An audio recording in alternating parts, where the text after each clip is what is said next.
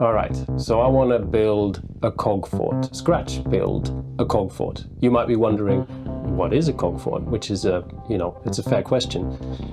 I found them in this Cities of Sigmar book, which is an army book for Age of Sigmar, the Warhammer fantasy game. And it's essentially these huge kind of walking towers with guns on them. There's some platforms with cannons and flamethrowers and all kind of stuff. It kind of looks like a fantasy-ish medieval tower on legs with guns, which is cool. And I thought, this would be really fun just to try and scratch build. Normally in my videos, I try and be a bit sort of serviceable, building things out of cardboard, stuff available to anyone, things that are cheap or free. In this case, I'm just thinking I need to use what I've got around me. I've gathered all this stuff. I've got tank kits, miniature kits, I've got clay, I've got wood, all of this kind of stuff, and I'm just going to see what I can put together. Like a bit of a crafting journey. I'm also going to, I'm in a cabin in the woods. So this is going to be a bit of a summer theme. Me just plodding along, building a cog fort whenever it's a rainy day this summer. I hope you'll enjoy it.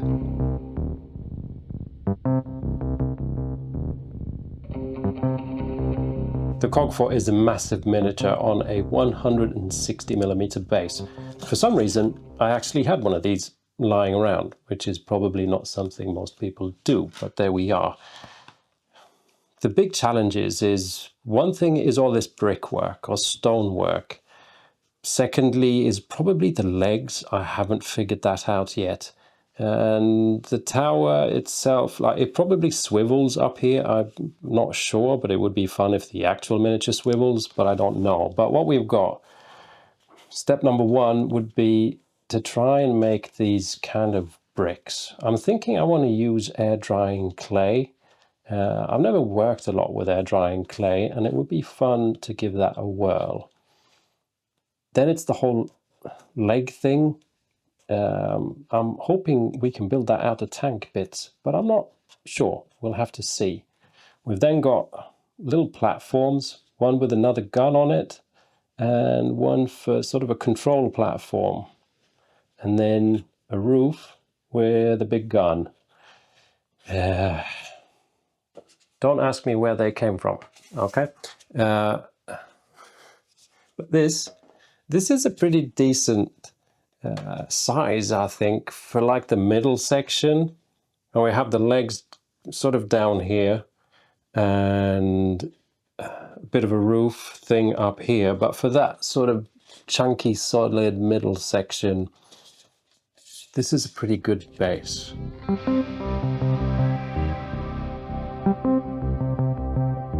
I've got a rough layout cut out on the main tower. Haven't really figured out these leg things quite yet. I'll leave them because I really want to get started on the sort of the stonework to see how that works out. I've got a sheet of baking tray paper wrapped around the cardboard tube, and I'm just going to try and paint out, if my pen would work, there we are, paint out all the things that I've already cut out, the windows and the doors, and then cut those out of the baking tray paper, which gives us a sort of stencil of the round tube.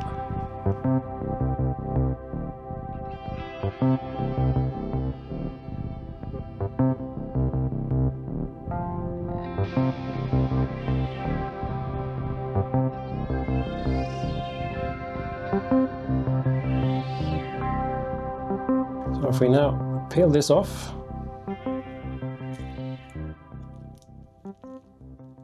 it's got a bit of a nasty texture, but there's the basic layout. And now I thought I can just cut out fantasy medieval looking bricks, which, yeah.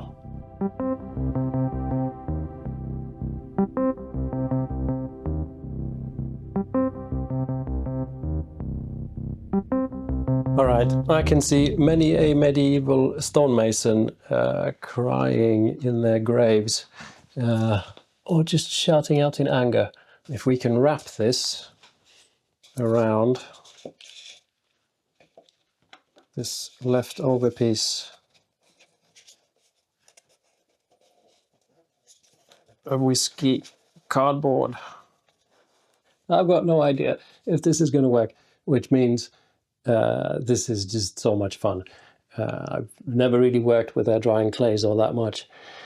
I'm going to leave this for tomorrow, and hopefully, well, I don't even know what to hope for. We'll see tomorrow. Now, with air drying clay, there's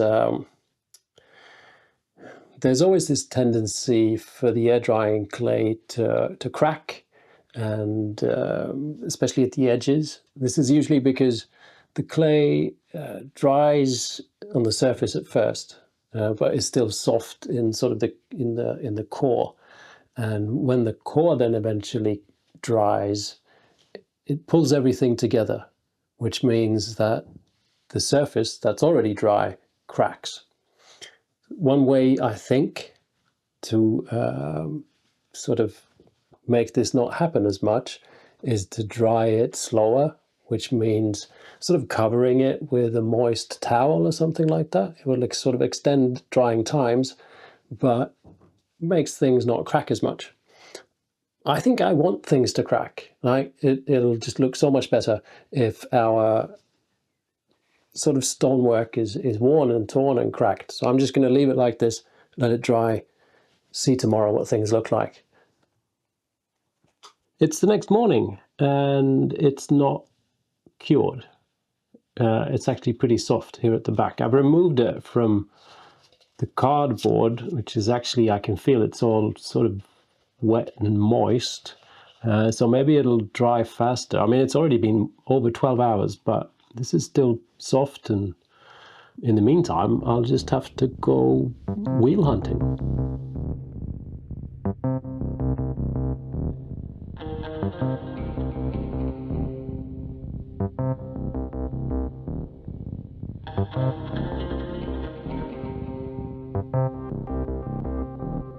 It was the best I could find. This guy actually talks.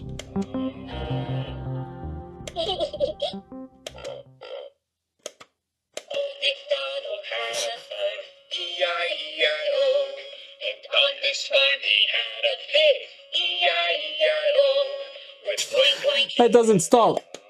Please stop. Okay. So it kind of shames me a bit to have to take this apart, but it's wheels. It's probably something I can work with. That was fun. Okay. I didn't really know it was going to do that. In the meanwhile, it's been 6 hours and the clay's not dry. But I'm going to disregard that.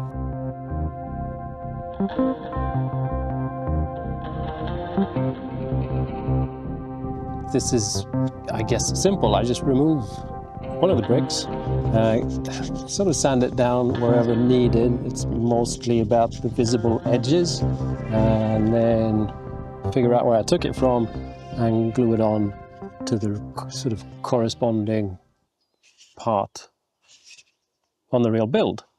I was kind of thinking it wasn't really fitting as well as I thought.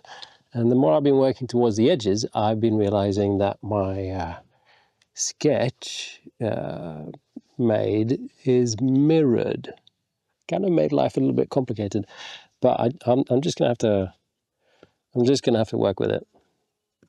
It's a pretty cool thing, right? Like, we've got these lovely bricks all over this round tower, but if you want to do it, I guess make sure you don't mirror your sketch, which is what I did. It was supposed to be wrapped around like this, and I did that. And then all of a sudden, everything is mirrored. So just maybe write up on the upside of it or something like that. It's pretty smart. Should have done that. I didn't. But here we are. Universal filler. I'm just going to smear this on and wipe off excess and just fill up all the gaps in between the stonework. It's a really rough tower with weird stone formations that I think is going to look wicked.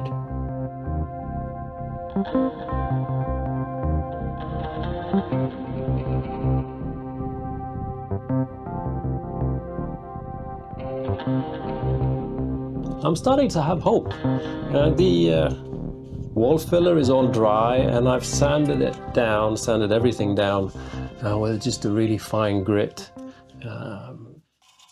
sanding paper, and yeah, I think it could be a cog fort. I kind of want to, for some reason, I feel like I want to just bind this together. The wall filler is a bit sort of dusty and grainy and everything, but yeah, just going to seal this with PVA glue and water, and then this step will be done and I can move on, which feels nice.